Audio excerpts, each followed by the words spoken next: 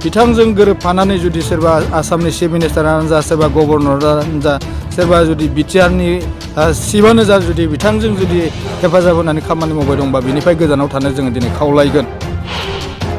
आसाम सरकार आरो बिटिआर सरकारखौ दिनै जों खावलायगोन बिथांखौ मा कारनाव दिनै बेफोरबायदि लाखिबाय थादों आरो सोरबाफोर जुदि बिथांजों जड़ित जानानै खामानि मावबाय दंबा दिनै जोङो बुंगोन बिनिफ्राय गोजानाव थानांगौ।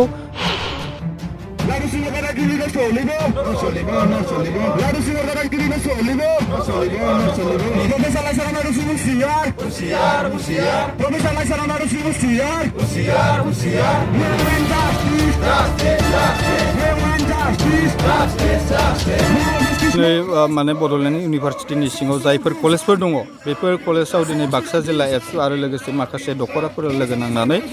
1 घन्टानि धरना हाबाफारि लानाय जादों। बेनि ओंथिया बेनोदि दिनै लाइस्राम लादु सिंहआ भाइस चेन्सेलर लाइस्राम लादु सिंहआ दिनै आसामनि चिफ मिनिस्टारनि भिजिलेन्स कमिटिजोंबो बिथाङा एरेस्ट जाखानाय सासे पार्सन। दाना दिनै बिथाङा एरेस्ट जाखांनायनि उनावबो बिथाङा बेल अर्डार लानानै दिनै बिथाङा माने जिखिनि बड'लेण्ड इउनिभारसिटियाव बिथाङा साख्रि मावगासिनो दङ बिथांखौ होखारनांगौ। आरो बेजों लोगोसे दुखुनांथाव बाथ्राया बेसो दिनै बड'लेण्ड इउनिभारसिटिया बिटिआरनि सिङाव मोनसेल' माने बिश्वबिद्यालय जाय माने हाजार हाजार मुंख्लंनि बिनिमयआव बे बिश्वबिद्यालयखौ माने इउनिभारसिटिखौ जोङो मुलुगसोलोंसालिखौ जों मोननो हादोंमोन। दिनै बेफोरबायदि मुलुगसोलोंसालियाव जाय माने भाइस चेन्सेलर लाइस्राम लादु सिंह बिथाङा दिनै साख्रि मावनानै माने जोंनि बिटिआरनि मोनसेल' माने इउनिभारसिटिखौ बिथाङा गावनि साख्रिनि सार्थ'आव गावनि थाखा फैसानि लबियाव माने गोबांथार खहा खालामदों। दा बेनिखायनो जों बेखौ खावलायदों दिनै आसामनि चिफ मिनिस्टार गभर्नर बिथांखौ जों खावलायदों जाहाथे बिथांखौ जाहाथे थाबैनो बिनिफ्राय बोखारना लाङो। मानोना दिनै बे कलेजाव बे इउनिभारसिटियाव बे मुलुगसोलोंसालियाव जोंनि माने बिटिआर हालामजों लोगोसे अल आसामनि गासै जोंनि फरायसा बिथांमोननि जिबन हाबनानै दङ। दा बे जिबन हाबनानै थानायाव दिनै बिनिफ्राय जोङो आसा खालामगोन बे माने मुलुगसोलोंसालिया मोजां मोनसे खुंथायनि गेजेरजों मोजां सासे भाइस चेन्सेलर मोननानै जाहाथे बे मोजां मोनसे रोखोमै सोलिनांगोन। दा बिथांखौ जों मिथिदों बिथाङा सम मथै आनजाद फाथिनो हाया सम मथै माने रिजाल्ट होनो हाया। बेयाव जोंहा गोबांथार जोंनि गेजेराव माने जायफोर बेयाव फरायनानै फरायदोंमोन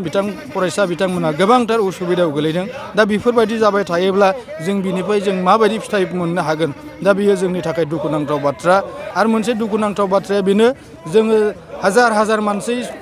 मुंख्लं जानायनि बिनिमयआव दिनै बे माने मुलुगसोलोंसालिखौ मोननो हादों। दा बेनिखायनो जों बे मुलुगसोलोंसालिखौ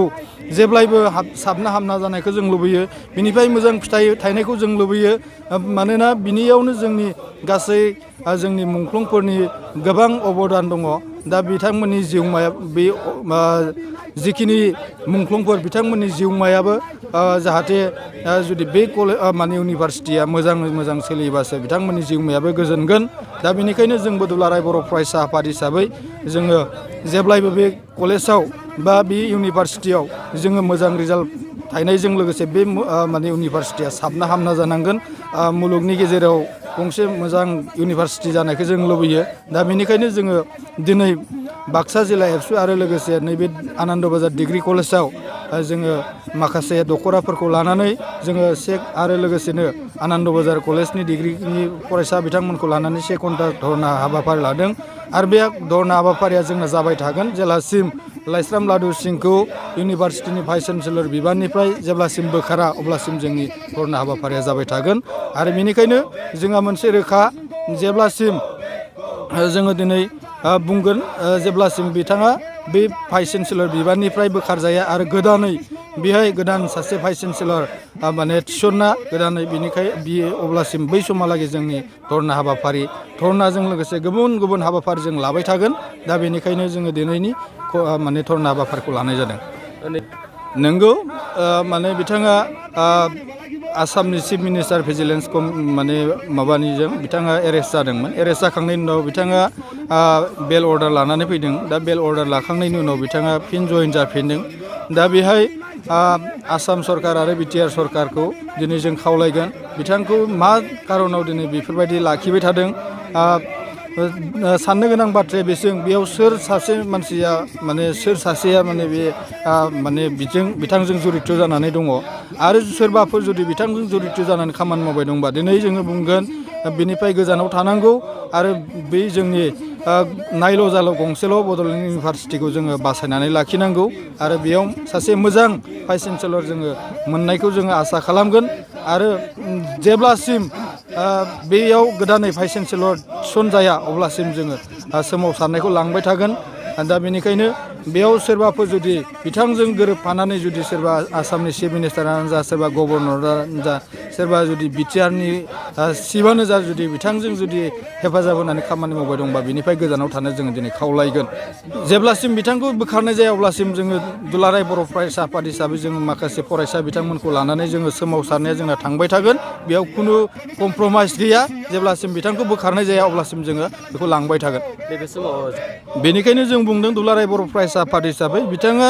नंगौ बिथाङा जेथिया सुटियाव दंमोन सुटियाव थाखांनायनि उनावबो बिथाङा माने कलेजाव फैफिननानै सिखाव खामानि मावफैनायखौ जों नुनो मोन्दों दा बेनिखायनो बिनि सायावबो गोख्रों नोजोर होदों आरो बिनि थाखाय बिथाङा जिखिनि खामानि मावदों बिनि थाखाय बिथाङा बिनि गोख्रों साजाखौ मोननांगोन जों दुलाराय बर' फरायसा आफादनिफ्राय आसामनि चिफ मिनिस्टार माने लोगोसे